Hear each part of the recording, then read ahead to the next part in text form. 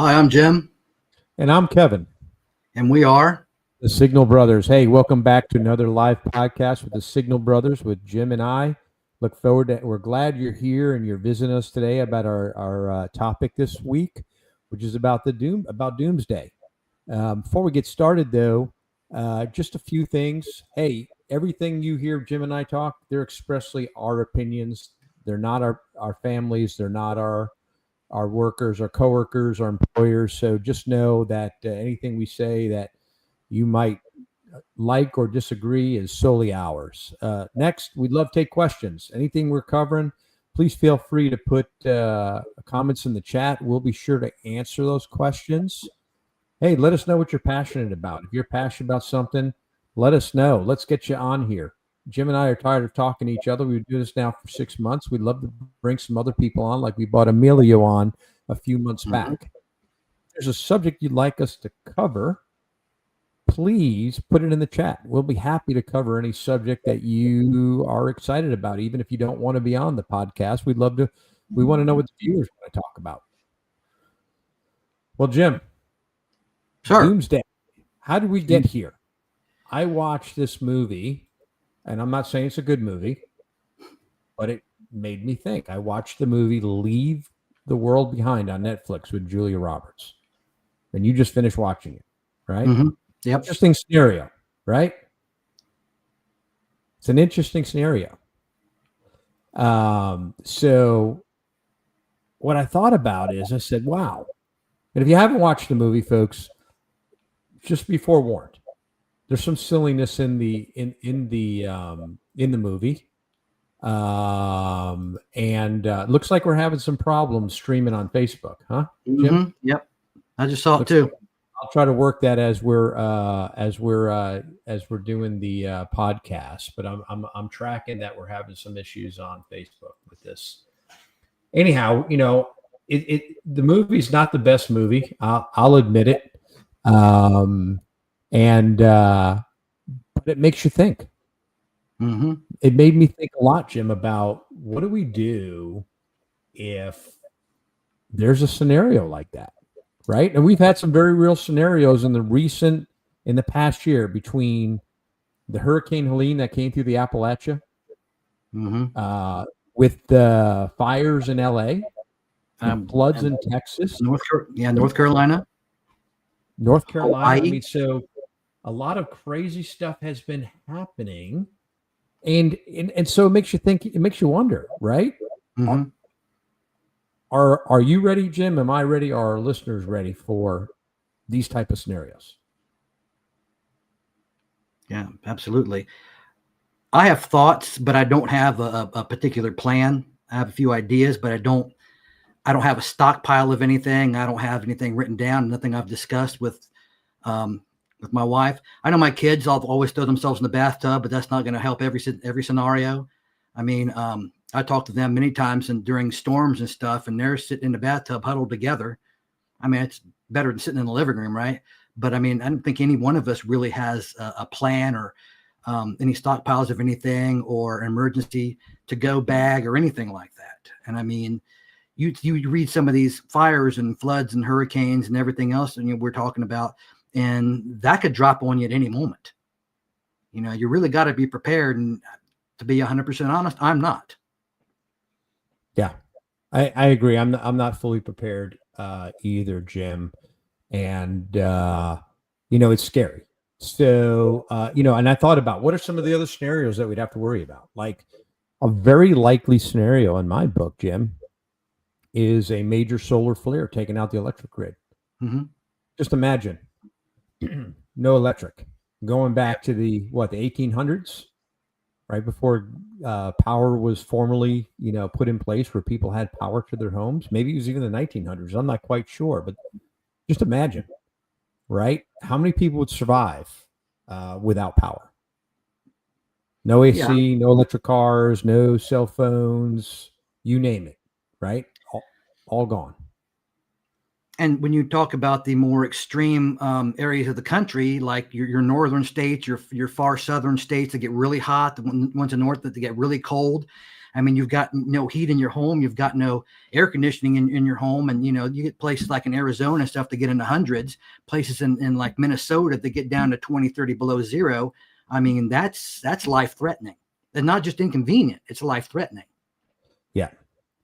And it's scary. I mean, that's just one scenario. But, a couple other likely scenarios in my book is when you look at that movie, Leave the World Behind, right? A cyber attack on the electrical grid or the water supply. Those are serious things that could really, no kidding, happen. Yeah. Right? No kidding happen. And I just think people are not ready. I know I'm not. Right. And so, there's some great resources out there. Right. This is one of them. When I worked at the Pentagon, we had to have a go bag, right? In case, obviously, the attacks coming up on the 24th year since the attacks. Right, 9/11. After that, there was a lot of lessons learned, and one of the things we had to do is we had to have a go bag ready in case something happened at the Pentagon and we needed to shelter in place or get out of there. So we had a little bag with, change of clothes, just some things, flashlight, things you need just in case, right? So this is a great resource for folks that are, if you want to put together a kit, a go bag or a kit. And so another one, still ready.glove, is, okay, something happens. What's your family doing? Let's assume you can't communicate by cell phone. Where are you meeting? What's your plan A? What's your plan B? What's your plan C? Where are you going? What are you doing when everything goes to hell? How are you meeting? How are you going to, communicate with your loved ones, right? And find out how they're doing, right? So another great resource available. And then if you're looking to put together some stuff, believe it or not, I'm not endorsing. I'm putting that link there for our listeners as a place that you could potentially go and get, supplies. You can get a built-in kit, or, you can get things you need for survival, right? You can go to many places, sporting goods stores or Army Navy surplus stores, get boxes of MREs. I mean, and what I was doing for a while is when I would go to, because a lot of places now, like say Lowe's, go in, I'm always working on the house. They always have cases of water right up front. I don't need it, but I'll grab a case of water, put it on the cart. And then I had a little stockpile going for a while under the house. Our crawl space is pretty big and it stays about 60 degrees there year round. Keep bottled water down there, you let it pile up. And then, like, even if we don't have a big emergency, like we're talking about on Doomsday thing, you remember when something happens, like when we had that toilet paper scare. Yeah. And you couldn't find toilet paper anywhere.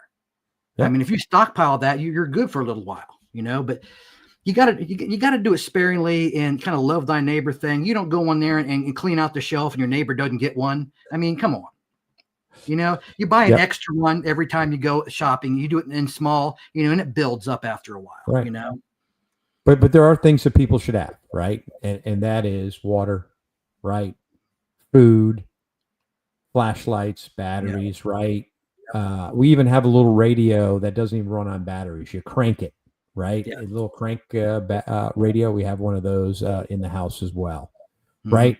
And I hate to say it, if things go crazy, that's why I also carry quite a few rounds of ammunition in my home as well. Hope I never need to use it. Hope it never becomes a reality. But at the end of the day, when things go crazy, there's no telling what people may do or not do. That's a good point, because I mean, how well do you know your neighbors? Yeah, your neighbors. You talk to them every day. You're like, but when when it hits the fan, and you've got 20 cases of water and they've got none. How's that going to work out? You give them a case of your water, and another neighbor sees you give them a case of your water, and they want one. And then it becomes a free for all. I mean, you've seen the movies, the shows, they've been all over the place. This kind of stuff happens.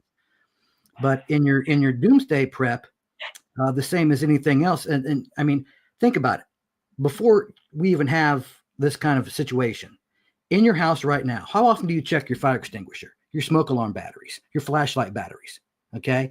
If you don't do it in your home now routinely, I mean, how in the world are you going to do it when you got a bag sitting there that you're probably never going to touch? You need to go through that every 6 months or every year, check your batteries, check everything on it. And then you've got your shelf life of your bottled water. You got your shelf life of your MREs. People always talk about filling up your bathtub full of water. What's important when you do that? Bleach. Why? You can't fill up a bathtub full of water and sit it there indefinitely. It's going to go stagnant. You put a cap or two of bleach in that bathtub, you're good to go for a while. It's simple things like that. But it'd be nothing, worse than it happens. You grab your go bag, you think you're good, you get somewhere, and all your batteries are dead. Yeah. So you got to really be dedicated to it. Yeah. So I know we got some people listening, and I'd be interested if they're ready, right? Do they got a plan, right? Are they ready? And I'm not putting anybody on the spot. I'm just curious, right? Who's really ready for that issue, right? And if the issue, right, is like the fires and like the floods that happen, right? You have to have a plan to go somewhere else, right? Do you have that plan to go somewhere else, right, where you have access to resources? So be interested to know, are you ready? So, one of the things I did look up is, I'm always fascinated about meteor strikes, right? And in 2007, I went to go see the meteor crater, also known as the Barringer crater in Arizona, right? And I stood at the edge of that thing at that Welcome Center, and I couldn't believe how big that crater was. And, even though that was a long time ago that it hit, and there's obviously the one that took out the dinosaurs 65 million years ago, right? If you look, there's a current asteroid that is projected that has the highest rating. I forget the name of it, but in 2040, right, there's a likely approach that asteroid could hit the Earth. And one of the things I looked up is, okay, what happens if it's not going to be a pretty sight, and at that point, I don't think doomsday prepping is going to prep you for that, Jim. I mean, I think it's that's a pretty drastic scenario. But I think the things with the floods and the fires that we've seen recently, those are really real world scenarios that people have to be ready for. Yeah, I mean, and again, that can happen anywhere. I mean, we're just there was a few years ago, right before COVID hit, in Middle Tennessee, it just all of a sudden a tornado dropped, and it literally skipped from west to east along I-40, right on and off for 50 miles to touch down repeatedly, and it wiped everything. And we had no electricity. People's houses were torn up. I mean, and there was no warning. So stuff like that can happen at any time. Of course, tornadoes are more likely here. Hurricanes are more likely in Florida and then, lower Alabama, stuff like that. You just got to be aware in your region what could possibly, most likely be the case for that kind of scenario, and try and be prepared for it as best you can. Like you said, there's some things, more major events that you really can't prepare for, like a meteor strike, solar flare, that kind of thing, or invasion. Yeah. Back to your movie. It's funny because a few years back here in Stafford, Virginia, Stafford County, there was a snowstorm that came through, but it hit Stafford County as an ice storm. And there was an accident on I-95, right? Backed up traffic and brought traffic to a standstill. Do you know that the people got off the highway, obviously, right? Mm-hmm. They went and parked at the gas stations. They went and parked at the stores. Do you know that in a matter of 2 or 3 days, there was no food, there was no gas. You couldn't get anything in Stafford. Nothing at all. So, these scenarios happen all the time. These are real world scenarios. And it was funny because I think after day 4, we still didn't have power at our house. And my wife and I took a ride 30 minutes north, Jim. And when we took a ride 30 minutes north, you would never know Yeah. that, right? That Stafford County was crippled by this ice storm. The stores were open. They had little to no snow, right? Because at first it snowed, then the snow turned into freezing rain, right? So it weighed everything down. Power lines came down, right? So we had no power. It was a hot mess. So again, these are real world scenarios that I think listeners have to be ready for, right? Mhm. These are real things that are happening. Yeah. And you talk about your links there to be prepared, get preparedness and everything. Yes, The sir. CDC in 2011 took the zombie craze and made a whole preparedness pamphlet and lecture and everything on what you would do to survive the zombie apocalypse. Let's see if I can do that. That's the link right there to the PDF, but I actually got, there it is.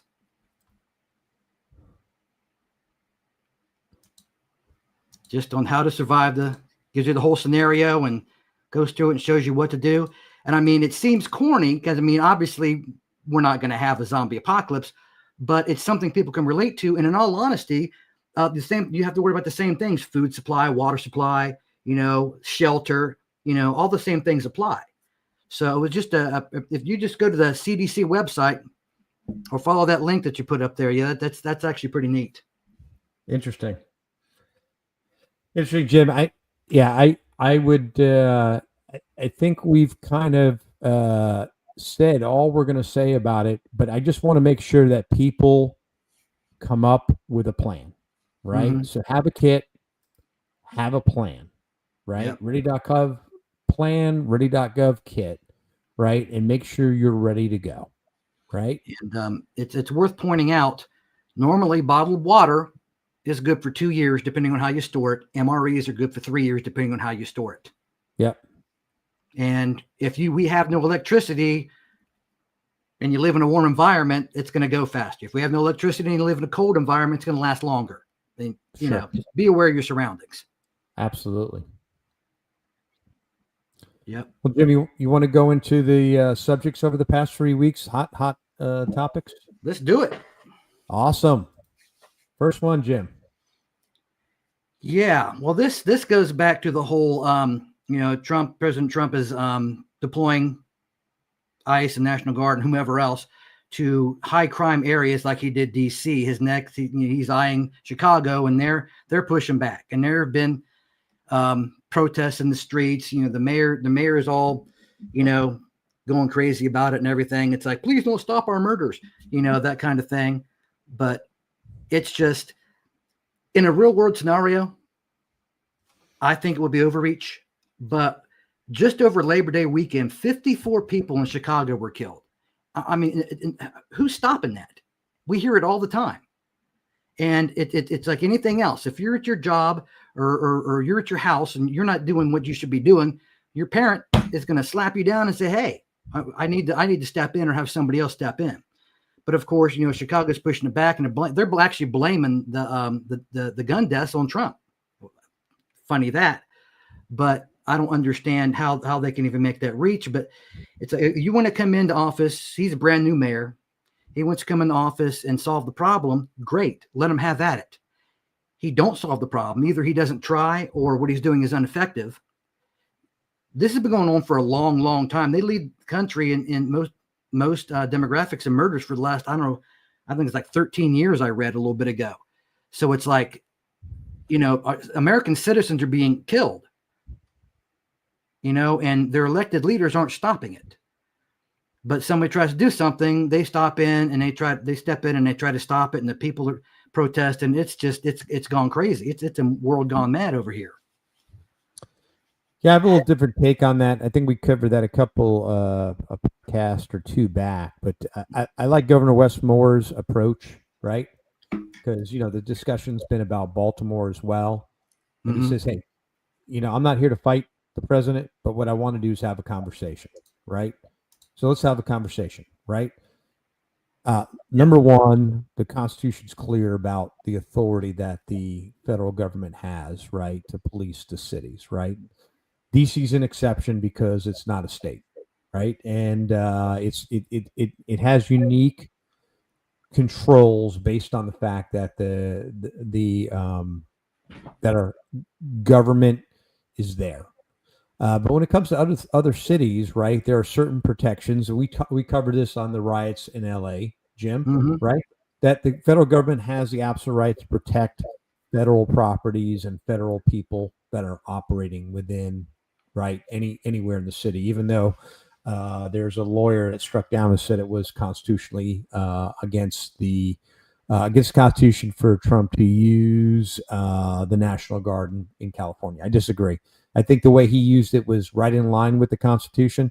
So what I would say to Chicago, instead of fighting, I would tell the Governor Pritzker, instead of fighting, why not have a conversation? Hey, yeah, we'd love your help, but we want to do it at, this is the help we need, right? And work together. That's kind of how it's supposed to work, right? Not I'm coming in and take control. Yeah, it's kind of like, normally I would not be in favor of it, government overreach, that whole thing, sovereign state, that whole thing. But at some point, you just got to say, can you quit letting your citizens get killed? Somebody's got to do something. Yeah, I agree, but it takes picking up the phone. And so what I don't see Trump doing, right, which is the statesmanship that I would expect of the president, is pick up the phone. Even though Pritzker's a Democrat, I don't care. Pick up the phone, call Governor Pritzker and say, hey, listen, I'd like to help you with resources. Can we sit down and have a conversation? Can we meet either in person or, over, VTC or whatever, and let's discuss how I can assist you in not taking control. And I think that is the issue. It's a control thing. Do you really think they're so hate Trump, they're not going to want anything from him? We're our own city, we're our own state. They're not going to take anything. They're fighting everything he does. They don't want anything from him. Well, at least you should offer. You should offer, and he's yet to do that because he knows better. Publicly, we don't know that he has, right? Yeah, maybe he has, but I'm assuming he hasn't. And I think that's a foul, Jim. I'm going to call a foul on it, right? So I think Governor Wes Moore is obviously having conversations with him because they're not marching into Baltimore. Yeah. I just how long are you supposed to sit back and watch your cities and states, innocent people getting killed before you say, hey, now wait a minute. But it also goes with, if you want to march into Rome and restore order, that's great. Just make sure you mark your ass back out when you're done. Yeah. That's the problem I have. You got to leave. Yeah. You got to leave when the job is done. Yeah. But constitutionally, they don't have the authority to do it, right? Well, so, under extreme, danger, I can't remember how it's worded. To under a war scenario, it's a different story. Yeah. Right. Because I think you and I, before we got started, we were looking at the Third Amendment, right? And Third Amendment is pretty clear. So, but and I think it goes beyond quartering troops, right? So, in my mind, it's kind of like the old saying: "Do something, even if it's wrong." Nobody's doing anything to solve this problem, and Americans are dying. Yep. So Colin had a comment. And he said, why not cities in Republican states like New Orleans, Memphis, and St. Louis, who have the highest homicide rates? Huh? The crime's not as high. Well, is it not? Or we're just not paying attention? I'm not hearing of it, so I would imagine if a Republican city was having 54 deaths every weekend, we'd hear about it. But if a Republican city is having that same problem, then yeah, they should fall into the same discussion that we're having about Chicago. Absolutely. It's not Democrat citizens that I'm talking about. It's American citizens that are dying. Absolutely. I don't care what their affiliation is at this point. Their local leaders have a responsibility to these citizens, and they're not fulfilling it. Good question, though. It is.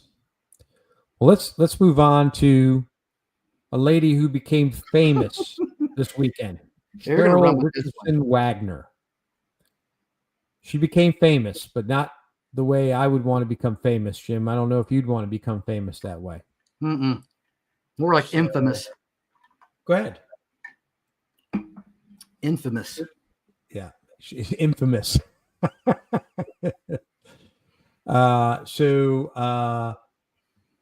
She's been dubbed the Phillies Karen, and took a ball right at a game after the father had grabbed the ball, and I guess perhaps she also had her hand on the ball, and the father had the hand on the ball. I mean, nobody. I watched the video. You really can't see in the video, who really had the ball, who didn't. Anyhow, she got upset and demanded, said, I had the ball, you took it from me, was making a big deal in front of his son. So he asked the son to give him the ball, and he gave the ball to Cheryl. And obviously it didn't have a really good look on the Phillies. So that young man got invited down by the batter that hit that foul ball, and got a signed bat and got some other goodies. But I don't know. She's being trolled pretty bad on social media. Well, I don't think it's the fact that she questioned that the ball got taken. I think it's how she approached it. Mm-hmm. Potentially. Mm-hmm. Yeah, it's from my perspective, it's all about the kids. It's all about, I default to the kids. Now, unless a kid does something blatantly wrong, but that's a great thing about kids. I mean, they generally are not just outright selfish and mean. You know what I mean? Yeah, but the kid didn't get the ball. Dad did, right? That's the thing. Right. Dad got the ball and gave it to the kid. Right. But it's kind of like, at that point, do you really walk over and take a ball away from a kid? I mean, it's a kid. Yeah. If he kept the ball, if he didn't have a kid and he kept the ball for himself, okay, fair game. But once the kid had it, I'd have to back off. It's just, how I'm wired, I guess. Yeah. So interesting. I would not want to be that lady. And supposedly that's not who she really is. Of course it's not. So there's a question about who the real lady is. The one, perhaps it's not her. The one person, the one time you do something like that and catch it on film, that's just not who I am. Yeah. Yeah. All righty. Jim, here you go. Yeah. Trump signed an executive order against burning the flag. Yeah. I'm really kind of torn here, because as we had our podcast on the First Amendment, that is protected. However, I don't like it. I know you don't like it, and it's not going to stop somebody from getting punched in the mouth. But that is, I think, the definition of presidential overreach. That is protected by the freedom of expression, which, the Supreme Court expanded freedom of speech to mean. That is freedom of expression. And if you wanted to burn the flag, again, you still might get punched in the mouth for it, but that is your right to do it. I don't think he can arbitrarily do that. And I think that's going to come under fire at some point. Other countries, you do something like that, absolutely. But so here's the deal. So he signed this executive order, right? Making it illegal to burn the flag. So what? What does that mean? It's a federal offense. What does it mean? Is it codified in law? It's not. So what does it really mean? It doesn't mean anything. It's like a speeding ticket. It really doesn't mean anything. It's not even a speeding ticket. It's not a law. It's an executive order. So what? What's more like it? You speed and don't get caught. But most times, to be honest, please, President Trump, waste your time on more important things than this. I wouldn't personally burn the flag. Jim, I know you wouldn't burn the flag. We both served. We both believe the flag is a living thing that represents our country, and we wouldn't do it. But you know what? Okay, if I wanted to go burn the flag tomorrow, right, and I was out there doing it in my driveway, and my neighbors called the police could the police really do about it? Because the president signed an executive order. So what? Mm-hmm. What's the statute or the law that I violated? Yeah. But you think about it too. Normally, when someone burns the flag, they just don't do it in the privacy of their own home with nobody else to see. They do it out in a major demonstration, middle of the street. And here's the thing: if that's a problem, there's already other statutes and laws in place to stop them from doing. You can't just walk in the middle of a public street with cars running down the road and burn a flag, burn anything for that matter. Okay, let's suppose I get the permit to demonstrate and burn a flag. Then what? Yeah. So what? So what? So he signed an executive order. Please give me a break. That executive order means absolutely nothing. It means nothing, Jim. I know. Again, it's just him trying to poke the bear, right? As he's famous for doing. Yeah. All righty. Secret Service protection or the lack of it there for Kamala Harris. Yeah. We posted this up as a question on our Facebook site, and we had a pretty good conversation going back and forth on this. Yep. I don't think he violated. I don't think he violated. Here's my take on this. I don't think he violated any orders or laws or anything related to Secret Service protection. She's entitled for 6 months. Mm-hmm. I know there was a time where it was extended to 18 months, but that expired, right? And I think from my perspective, we do have another comment, Jim. Why am I not seeing those? Oh yeah, he said Memphis homicide rate is 40.9, Chicago 17.5. Yeah, Memphis is a problem. We're 3 hours from Memphis. We don't go to Memphis anymore. so I wouldn't doubt that they're in the list, and they probably should be. So I'm bipartisan here. It's just I know which ones he's hitting first, but Memphis is bipartisan. I think we're both concurrent. It shouldn't be bipartisan, right? It's just Chicago gets the news quite a bit. Like I said, I got relatives that live in Chicago, and they feel pretty safe in Chicago. I'm sure not every area in Chicago is that safe, but the Secret Service protection thing. Here's the thing. I'm okay that it canceled her protection. Really not a big deal to me. It's not because I don't like her or anything like that. I just think it is tit for tat is what I think he got going on, right? Because he requested additional Secret Service protection, and when she was vice president and Biden was president, it was denied. I think this is just, coming back around, right? Yeah. And she is getting ready. If she's not already, she's getting ready to go on a book tour, and now she's got to pay for the protection out of her, security out of her own back pocket. Really not a big deal to me. Another comment on his question: Memphis is a blue city. It's a Democrat city. Yep. Tennessee's a red state, but Memphis is a blue city. I just looked it up. Yep. So, yeah. Same. They have more crime. All right. Epstein. Jim, the Epstein files. I have seen so many different things on this recently. I'm not even sure what's true anymore, but we got people naming names. We got files opened. We got survivors talking. There's so much going on. And I think they need to release the files. All of it. Absolutely. Unredacted. Everything unredacted. I think the redaction should be victims' names. I think victims should be redacted, Jim. Everything else should be available. Yeah. Save the names. I saw something where requested the file. I couldn't find it, but somebody requested files be released and 2 key officials be redacted from it. Only 2. I disagree. Those 2 were. Everybody, victims should be redacted. Everything else should be open and available. Everything. I agree. And just put this thing to bed. I mean, anything less is a disservice. Yeah. I agree. It's I can't understand it. They were on a bandwagon that if they got in office, we were going to release them, and now they're holding them back.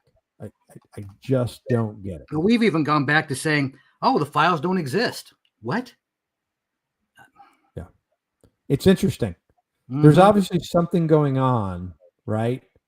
That is being covered up, and I'm curious as to what it is, Jim. It makes people want it more. right? Yep. And they're not going to be satisfied with bits and pieces Nope. forever. Nope. All right, Jim, Cracker Barrel. Yeah, this got carried away, man. Yeah, that fell on the line with the whole Bud Light and that kind of thing where they wanted to rebrand to the whole woke DEI thing, and people had a fit. And literally that's headquartered in my little bitty town I live in Tennessee. And so we heard a lot about that down here, and they did a 180 on that though. As soon as that stock dropped, I wish I'd have known it was coming. I'd have bought some. It's amazing. It's amazing. But people have power. I like the way this was dealt with. To me, I really don't care if you want to change the logo, change the logo. It's not going to make me go or not go to Cracker Barrel. I'm just going to keep it real. I know there are people that are faithful that go to Cracker Barrel all the time, but here's the deal. A lot of people are unhappy. Stock price took a hit, and obviously that's the people having their voice. Wish we had that kind of voice. I wish we could drop the stock price of politicians when they do things we don't like. Yeah, that's called votes. But I mean, you got to know your audience. You got to know your clientele. You got to know, Cracker Barrel. Come on, it was founded in Middle Tennessee. I mean, come on, who is going to Cracker Barrel, right? Sure. I mean, you got to know that they were going to be upset.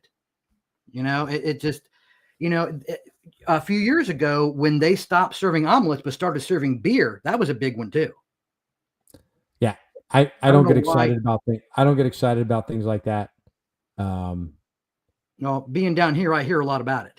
So yeah, but just like the Bud Light controversy, right? Yeah, I don't drink Bud Light, so I don't care either way, right? I mean, really. All right. I've never understood boycotting something, because here's my take on that. And when they change anything like that, okay, first of all, this is America, okay? Second of all, go through your house, right? Go through anybody's house. Go through the house and find every product, every item you own, and check out the manufacturer, distributor, retailer, wholesaler. Check out their political and religious views and see if they agree with you. Yeah. It's not going to happen. But that's cool, because why? This is America. I can disagree with someone and still buy their product, and as a retailer, I'm like, I don't like Republicans, but their money spends just as well as the Democrats' money, right? Why would you do that? It's great that you bring that up, because there was something I read this past week about the CEO of Netflix. He's investing, he's spending his own personal money supporting Democrats and things of that nature. So it's personal money. People said, are you going to drop your Netflix account? And the answer is no. No. That's what makes this country great. Yeah, he's welcome to put his money wherever he wants, right, to support the causes and the things he wants. But I'm still keeping my Netflix account. Yeah. I'm sure my wife, even if I turn it off, I guarantee my wife turn around and reopen that account. So, not a big deal to me. I think we get a little bit, again, I'm not downplaying the faithful people that go to Cracker Barrel, invested in Cracker Barrel, and they didn't like it, and they had their say. Good for them, right? But for me, not a big deal, Jim. Yeah. It's just indicative of the culture we live in now. Everybody wants to change everything, and then people's reactions, in most cases, it didn't really matter. Cracker Barrel, boom, right away. So that was just a big difference in the reaction there. Yep. Like I said, I wish we could have the same influence on politicians' salaries and their kickback. Yeah, they do something we don't like, their paycheck drops. Then we get some changes. There you go. Then we probably start getting them to focus on the right things, right? Mm-hmm. And not some of the silly things like renaming the Pentagon to the Department of War, which is a whole nother story. So let's worry about the things that really matter. All right, Jim, how about the Hyundai factory in Georgia? That goes back to a lot of our discussions on immigration, who you're rounding up, who you're going after, who you taking care of. In this one, and to your case, is these were not necessarily, at least not all of them, violent criminals. These were just 450 undocumented, illegal, we'll call them immigrants, Korean, not Mexican, not Middle Eastern, South Korean, just working in the factory. Now, on the one hand, do they need to be here illegally? No, they don't. But they're not violent criminals either. So again, that's a whole line for me. You know what I mean? Yeah. So I had read an article, the lady who supposedly, and I put supposedly because we can all take credit for things that go on. Because if you read it, this investigation went on for months, but supposedly a lady went and notified federal authorities that there were people working in the factory that were either, working against their will or not being paid a minimum wage, right? Like they're supposed to be paid, right? And that's concerning, right? I don't know that that's true. I don't know the details. What I do know is that South Korea has chartered a plane to fly home over 300 workers that were there. So what was the working status of those 300 workers? We really don't know that, right? How many of them were here on a work visa? I don't know. I don't think we're ever going to know the full details, right? Yeah. But definitely, I love that South Korea stepped up and said, "Hey, let's come get our people." I mean, that was all. I love it. Right? It's good. I think it's a good news story in that effect. But we don't know the details, right? All the details. We just know that they went and did the raid. They put a bunch of people in jail. A large number of those people were Korean, and the South Koreans are coming to bring them home. Well, see, the whole argument there goes back to kind of something I've heard my whole life, even before immigration became a really big thing it is now, is, those are 450 workers that weren't supposed to be in the country. That's 450 Americans that didn't have those jobs. Yeah. Assuming that you're going to have 450 Americans that are going to go do the job, right? Because let's be honest, there's a lot of people today that don't want to do that manual work. You're right. You're right. But do you remember that campaign that President Bush had? I think it was Bush Sr. When they were talking about that, they were talking about the exact thing, and they had the commercials going on. I'd take that job, Mr. President. Remember that? Remember that campaign? Yeah, I remember. Yeah. Mm-hmm. Yeah. Different generation, though. We're talking about different generations, and I'm not badgering any of the generations that come behind Generation X.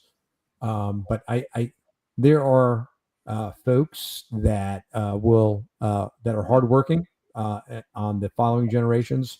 But I believe there's a lot of people today that want to be social media influencers, Jim, right? They want to be professional gamers, right? And come on, Jim, when we were kids, didn't we want to make the quick dime? I wanted to make the quick dime. Who's that girl? She created an OnlyFans account hours after she turned 18 and made like $3 million in one day. I can't remember her name, but it's like, a man can't do that. Are you talking about the gymnast Olivia Dunn? No. It was, I can't remember her name. Okay.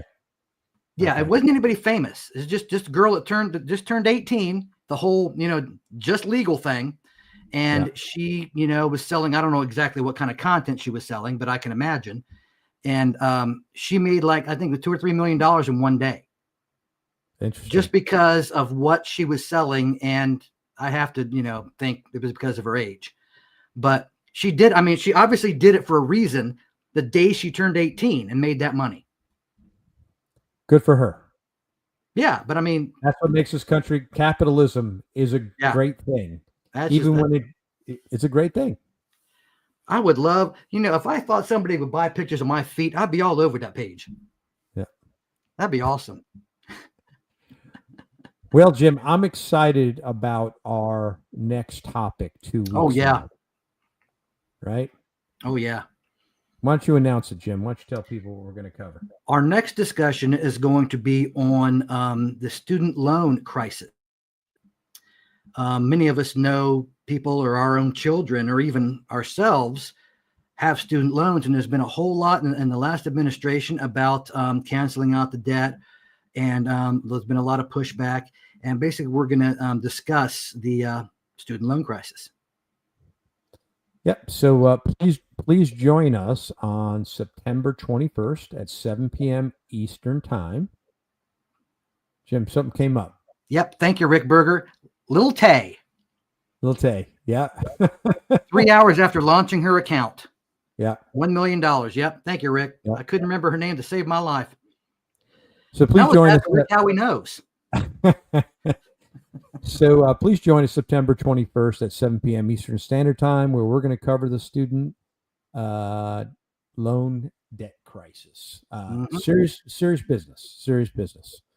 Well, Jim, I think we went around the horn. Yep. We didn't spend that much time on Doomsday, but I think we provided some good resources to folks. I hope people take advantage of those resources and come up with plans, because a crisis or a something bad can happen anywhere at any time, right? It doesn't have to be global. It doesn't have to be like the movie Leave the World Behind. It can be regional, like the flooding and the fires. So hope people take that serious. Yep. Well, I'm Kevin. I'm Jim. And we are the Signal Brothers. Thanks for watching, folks. Appreciate you. Thank you, folks.